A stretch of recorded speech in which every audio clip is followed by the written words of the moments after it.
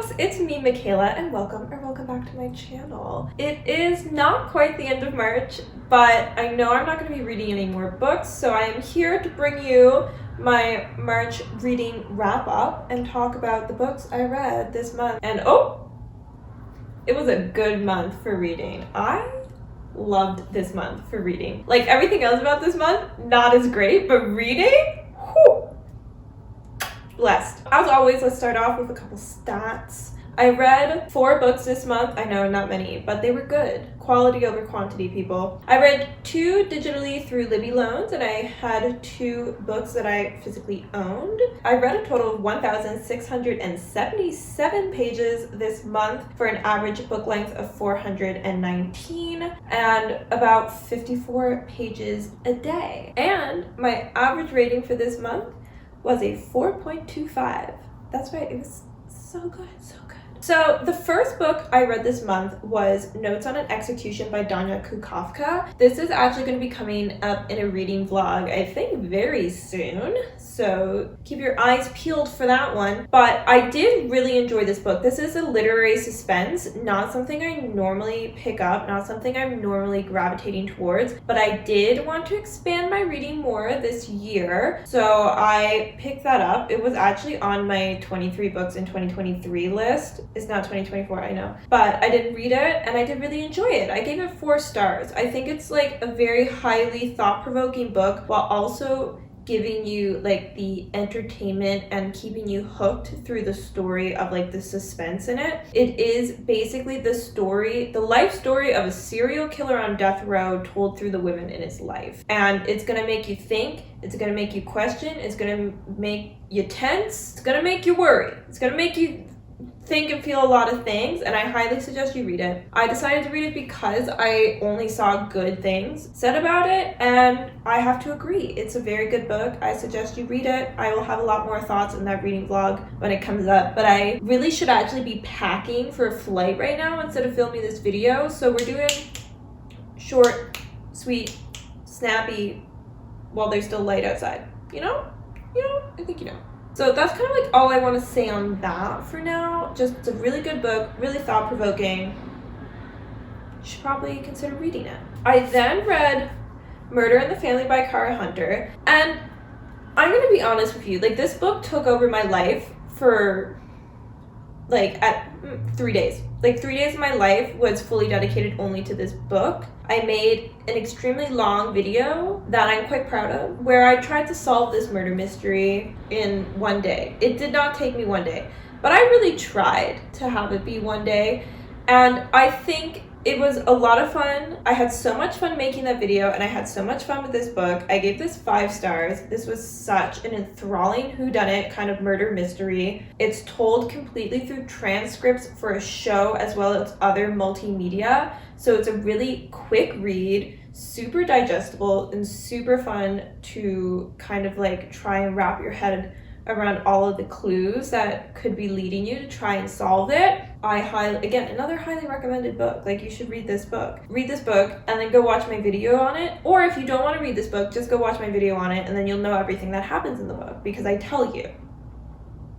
See how that works? I thought I was gonna love this book, and I did absolutely love this book. It's great. So many twists and turns, so many reveals, so many like little that came out of nowhere, whoa man, cliffhangers, because it's like written as transcripts of shows. There's like these clear ending points, and then there's cliffhangers there, and you just want to keep reading. You want to read this book so fast. This is a very bingeable book, and it's a very fun ride the entire time that you're on said ride of this book. I then picked up Flawless by Elsie Silver. This is the first book in Chestnut Springs. I finally did it, girls. I read the cowboy romance, and yeehaw. Like, yeehaw.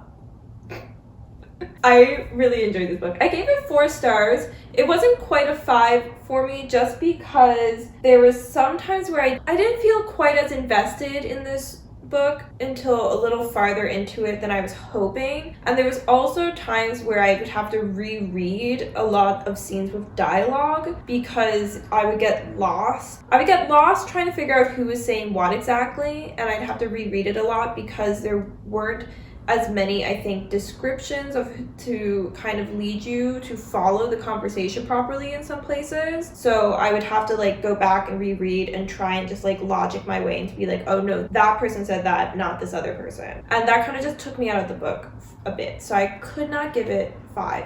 But I did really love it, so much so that I literally picked up the next book in the series like the day after I finished reading this. And like, I'm an Elsie Silver girl, and Elsie Silver is Canadian, and I'm Canadian. I love to be able to support a Canadian author. And I have to say, I do think that I am now like a cowboy romance girl. I have only read one, but I really liked it, so I'm going to give myself that designation, and then I can always just revoke it from myself later if I read more cowboy romances and then go, maybe not. But like, based off of my experience so far of one book, I'm loving it. Fabulous. Amazing. More cowboys, more yeehaw.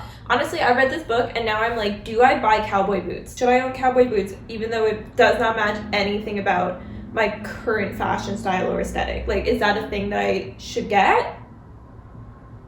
Maybe? Possibly? I mean, like, somebody tell me I don't need cowboy boots, okay? Because I'm tempted. And then the final book I read in March, it's like I might read another book, but there's like 2 days left in March. I don't see myself doing that. So the fourth and final book I read that I'm including in this wrap up is Jade City by Fonda. This is the first book in the Greenbone saga, and I loved this book, devoured it. I read like 300 of the almost 500 pages in the past 2 days. It is, I will say, it's like an urban fantasy. It's highly political and a lot of strategy, mind game kind. Why is the wind so loud right now? This is so rude. Like, it's aggressive. Has it been like this the whole time? I only am just now noticing. But it is like highly political, highly around like war strategy, mind games, kind of political talk. So if that's like not something that you are interested in, that you don't find entertaining, you're really not gonna like this book. But I loved it. I was obsessed. And I literally just finished reading this book, and the ending, like the last 50 pages of this book, I need to read the next book. I need to know where this goes. And the writing is so good. To the point where it's like I multiple times was like, let me Google this word because I don't know what this word means. Which I like, especially in fantasy. I feel like I don't get that in fantasy a lot, where I'm like broadening my mind and my vocabulary. But Fonda Lee's writing is so elegant while writing fantasy. It's like so smooth. It's like smooth against your brain. It's just like happy to my brain to be reading words in that order. Those words in the order she chose them was perfection for my brain, you know? I didn't give it a 5-star because it just wasn't giving me 5-star feelings. Honestly, that's really it. Other than that, I don't have any complaints about it. Maybe that it took me a bit of time to kind of really like get into it. I had to read the entire first part before I was hooked.